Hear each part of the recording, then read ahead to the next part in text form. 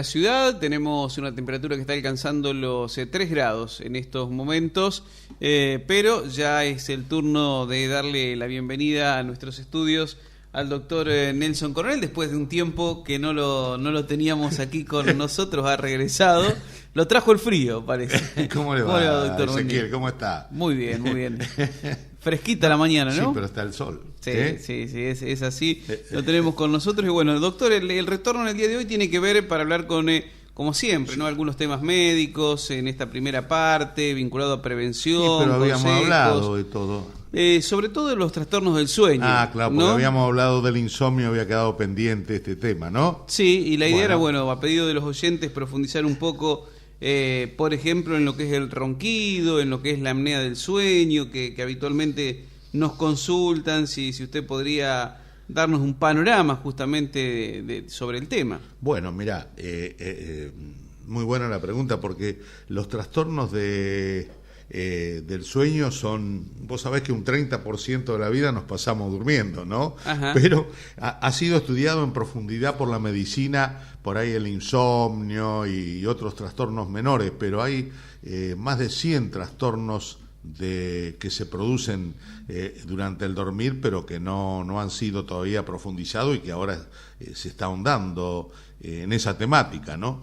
Pero específicamente lo que es ronquido y apnea del sueño, eso sí se ha estudiado muy, pero muy bien, pero hay otros trastornos, como te decía, que no. Ahora, ¿por qué vos me decías por qué? Claro, como introducción, ¿por qué se produce justamente el ronquido? Bueno, hay que diferenciar. El ronquido, más o menos, ronca el 40% de las personas. En cambio, la apnea del sueño ya tiene un porcentaje menor, un 4% en los varones, un 2% en las mujeres. Probablemente haya aumentado esa estadística. Ahora, ¿qué pasa? En el ronquido, el cuello se cierra, ¿no es cierto? Se vuelve un poco flácido toda esa parte orofaringe, campanilla, el extremo superior de la faringe, ¿no es cierto? Y entonces, al pasar el aire, hace vibrar toda esta estructura, fundamentalmente la campanilla y las cuerdas vocales, y ¿no es cierto? Y eso es ese ruido espantoso, el roncar, ¿no es cierto?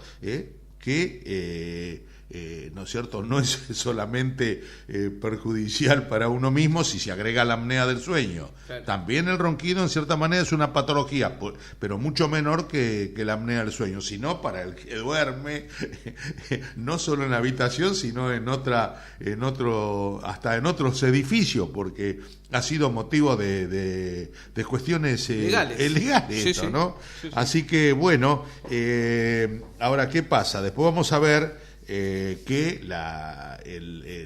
tanto el ronquido como la apnea del sueño trae como consecuencia patologías, accidentes cerebrovasculares, arritmia, hipertensión, trastornos en la memoria, toda una serie de consecuencias bastante importantes, ¿no es cierto? Y acordate que cuando hablemos, ya que viene a mi memoria, la apnea del sueño, ¿no es cierto? Como te trae al otro día una somnolencia muy importante, es la segunda causa de accidente en la ruta después del alcoholismo. Claro. Así que acordate que en todo esto están los que no duermen, los que no dejan dormir y los que duermen demasiado, ¿no? Y bueno, también los niños roncan, Claro. Pero de 1 a 4 años, por ejemplo, es muy importante, entonces eso le trae después al otro día problemas de conducta en el colegio, presión arterial, a veces pueden roncar por un resfrío, por una hipertrofia de los cornetes, hay que investigar patologías orgánicas más acá en los niños, ¿no? Pero tener presente eso, ¿no? Ahora, como te decía, la frecuencia es un 4% en los varones y un 2% en las mujeres. Generalmente empieza a aparecer el ronquido después de los 35, 40 años, y a veces la persona ahí no, viste, está aquel criterio de la abuela, ¿no? Duerme profunda, bien. Duerme bien, y no es así, claro. ¿Me entendés? Y se empieza a manifestar, ¿no es cierto?, en esa somnolencia excesiva que tiene durante el día. Por ahí yo estaría hablando con vos y si tendría esta patología me quedo medio durmiendo, o está mirando televisión, se queda durmiendo, y vos te imaginás manejando un coche, un camión o cualquier otro vehículo público, incluso, lo que significa. Claro, digamos, habría que preguntar si le hacen a los choferes de camiones, de colectivo y de otros, si le estudian esta patología que tiene un 4% más en los varones, ¿no? Claro, digamos, roncar no es normal. No es normal. No es normal, pero hay algo. más anormal es todavía la apnea del sueño. Y ahí, ¿no? si entramos a diferenciar, digamos, Sí. ¿qué podemos decir con respecto al ronquido? Con respecto a la apnea del sueño, ya ahí existe un colapso o un cierre de la orofaringe, ¿no es cierto?, en forma repetida durante la noche, que es eso se llama síndrome de apnea obstructiva del sueño, ¿no es cierto? Y entonces, ¿qué pasa? El organismo comienza como una lucha inconsciente, ¿no es cierto?, por respirar, y la persona termina despertando, ¿no es cierto? Y eso se produce durante toda la noche. Puede tener hasta 300 despertares por noche, y entonces no está durmiendo. En realidad no está, porque el sueño es fundamental. Nadie puede estar más de 7, 8 días sin dormir. Acordate que primero teníamos la etapa del sueño, el adormecimiento, el sueño ligero, lento, profundo, y el paradojal, que era ese cuando uno movía los ojos y se producían los ensueños. Sueño que si la persona se despertaba en ese momento, recordaba el sueño, claro, ¿no? Y si no, no. Ahora, con respecto a la clínica, que me parece muy importante, y aparte del ronquido, la somnolencia diurna, como te decía, disminuye su rendimiento en todos sus aspectos. Además, disminuye el oxígeno en la sangre, y eso hace que el organismo, al haber hipoxemia, se despierte, y entonces vuelve a tener todo ese ciclo, ¿no?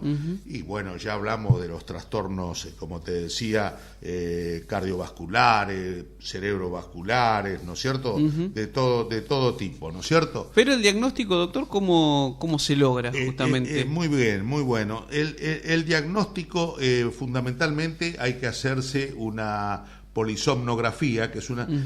Antes para hacer un estudio más completo hay que internarse una noche. Claro. En algunos lugares antes te pagaban para ir a dormir. Bueno, pero ahora tenés que pagar vos para hacerte este estudio. Se llama la polisomnografía, como si uno no es lo mismo que un electro, pero no es lo mismo que un electroencefalograma. Es un aparato donde te va a medir toda te va a poner de manifiesto esta patología si realmente la tenés. Vos sabés que, y entonces esto va a ser, si tenés hasta 5 apneas por hora, es normal.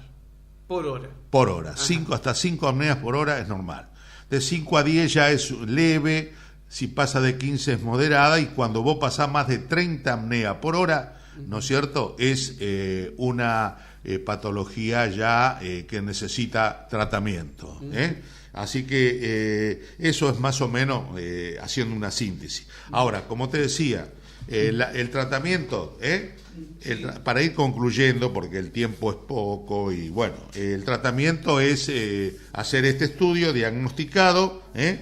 Entonces, en ese caso, si es menos de 30 apneas por hora, y bueno, si uno tiene sobrepeso, obesidad, recomendarle un plan alimenticio saludable, perder peso, no dormir boca arriba, sino de costado. En ese caso, si uno está predispuesto a dormir boca arriba, ponerle una pelotita en la espalda, pegarle una pelota de golf, por ejemplo, y dormir de costado. Y bueno, si ya pasa de más de 30, ya hay que emplear otros aparatos, hay que emplear, por ejemplo, lo que se llama el CPAP, ¿no es cierto?, que mantiene la vía aérea libre por una presión continua de aire. En segundo lugar, después se puede utilizar la cirugía, orofaringia, por radiofrecuencia. Después han aparecido dispositivos de avance mandibular, ¿no es cierto? Y bueno, si hay alguna patología orgánica evidente, está la cirugía que se llama ortognática, que digamos reforma o reestructura toda la maquinaria ósea que puede estar jugando en esta patología. Yo creo que de una manera sintética, ¿no es cierto?, es lo que podemos decir de esto. Bueno, doctor, hay otros trastornos. Hay otros, ¿no? Hay otros para trastornos del sueño, ¿no? Bueno, vamos a decirlo rápidamente, ¿no es cierto? Bueno, con respecto a estos otros trastornos del sueño, bueno, hay tantos que... Bueno, uno, por ejemplo, es, golpear la cabeza. Esto se da durante el sueño, incluso en los bebés y niños pequeños, ¿no es cierto? Golpean contra la almohada, contra el colchón o la parte lateral de la cuna. Pueden durar desde segundo hasta minuto, ¿no es cierto? Y bueno, eso aisladamente no constituye ningún signo de retraso mental, desaparece a veces espontáneamente y hay que tranquilizar a los padres, ¿no es cierto? Eso, Después está el famoso más frecuente que escuchan las madres, el rechinar de dientes, el bruxismo, ¿también? ¿No es cierto? Sí, se relaciona normalmente con la ansiedad, lógicamente puede dañar seriamente a los dientes. A veces hay que colocar un protector de goma, ¿viste? Durante la noche para evitar esa deformación. Después hay otra patología, ¿viste? Que el sonambulismo, ¿no? El sonambulismo, que es el niño, ¿viste? ¿Te acordás que habíamos hablado de una etapa que había un sueño profundo, ¿no es cierto? Sí. Adormecimiento ligero, ¿no es cierto? Lento y profundo. Ahí, cuando está profundamente dormido, se despierta y tiene una mezcla de estar muy dormido y muy despierto y anda por la casa y va desplegando conductas automáticas, ¿no? Incluso puede correr y a veces hay hasta se muestra desorientado o incomunicativo. Y a la mañana siguiente lo más seguro es que no se acuerde de nada. Ese es otro trastorno. No nos vamos a ocupar porque yo sé que usted tiene ahora entrevistas y bueno, tenemos que hablar un poco rápidamente. Otro, esto sí tenga cuidado usted, hay otra. A ver. Hablar durante el sueño, ¿sí?